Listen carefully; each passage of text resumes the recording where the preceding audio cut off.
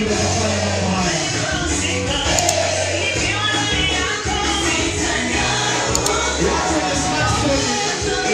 Watu wenye smartphone wache nafasi moja ya kuchukua matukio.